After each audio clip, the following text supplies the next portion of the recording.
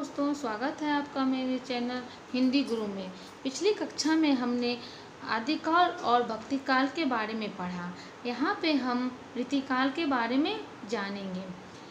रीति नामकरण एवं वर्गीकरण। आचार्य रामचंद्र शुक्ल ने संवत 1700 से संवत 1900 तक के कालखंड को रीति काल की संज्ञा प्रदान की। उनके अनुसार इस काल में रीति तत्व की प्रधानता को ध्यान में रखते हुए इसका नामकरण रीतिकाल किया गया। इस काल के अधिकांश कवियों ने आचार्यत्व का निर्वाह करते हुए लक्षण ग्रंथों की परिपाटी पर रीति ग्रंथों की रचना की, जिसमें अलंकार, रस, नायिका भेद आदि काव्यांगों का विस्तृत विवेचन किया गया। अपनी काव्य प्रतिभा दिखाने के लिए इन कवियों के लिए लक्षण ग्रंथ लिखना अनिवार्य था। काव्यांग चर्चा में ये गौरव का अनुभव करते थे तथा इस युग में इस बात पर विवाद होता था कि इस पंक्ति में कौन सा अलंकार, शब्द शक्ति, रस या ध्वनि है। काव्यांगों के लक्षण एवं स्वचरित्र उदाहरण प्रस्तुत करने वाले रीति ग्रंथों की प्रचुरता के कारण ही इस काल में रीति तत्व की प्रधानता परिलक्षित होती है और इसी कारण इस काल का नाम रीतिकाल रखा गया। यद्यपि भक्ति काल में कुछ कवियों ने रीति ग्रंथ लिखे हैं, जैसा कि कृपाराम कृत, हित तरंगिणी, सूरदास कृत साहित्य लहरी तथा नंदन दास कृत रस मंजरी में रीति निरूपण किया गया है। तथापि रीतिकाल में सैकड़ों कवियों ने लक्षण ग्रंथों की परिपाटी पर रीति ग्रंथ लिखे।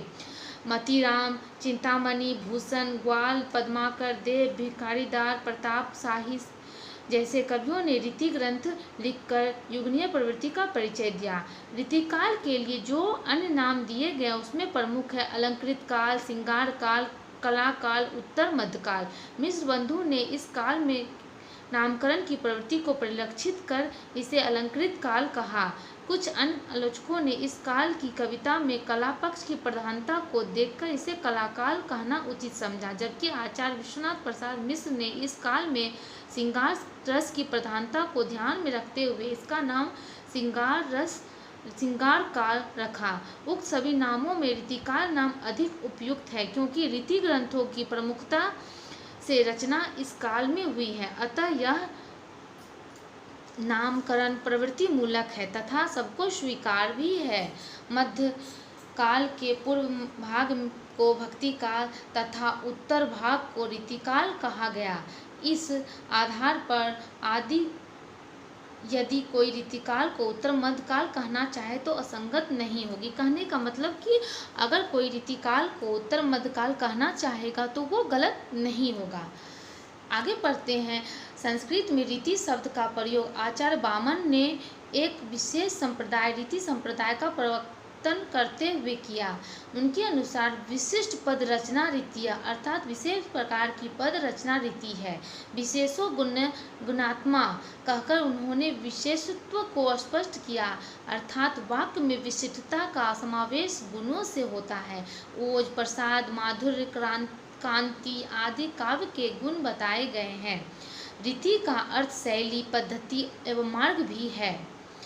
हिंदी में रीति काव्य का प्रयोग इस अर्थ में नहीं हुआ। यहाँ रीति ग्रंथ का तात्पर्य काव्यांग निरूपण करने वाले लक्षण ग्रंथों से लिया गया।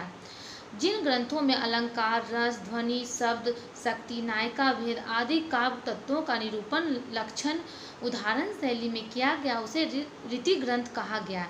इन रीति ग्रंथों को लक्षण ग्रंथ भी कहा गया। रीतिकाल के लक्षण ग्रंथकारों ने अपने रीति ग्रंथों की रचना प्रायः काव्य शिक्षा देने के उद्देश्य से तथा अपनी काव्य प्रतिभा एवं पांडित्य प्रदर्शन के उद्देश्य से की है।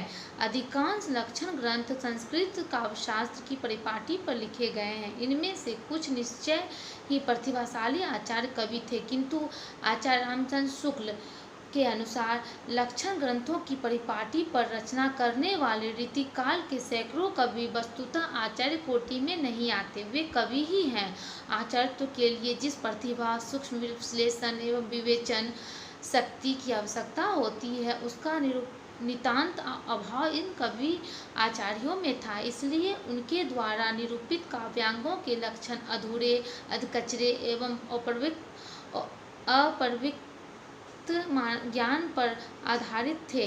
परिणामतः वे कहीं गलत हो गए तो कहीं अस्पष्ट एवं भ्रामक हैं, इसलिए आचार्य रामचंद्र शुक्ल इन्हें आचार्य कोटि में ना मानकर कवि की कोटि में मानते हैं।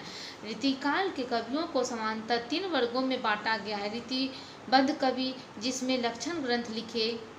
लक्षण ग्रंथ लिखे हैं, जैसे देव।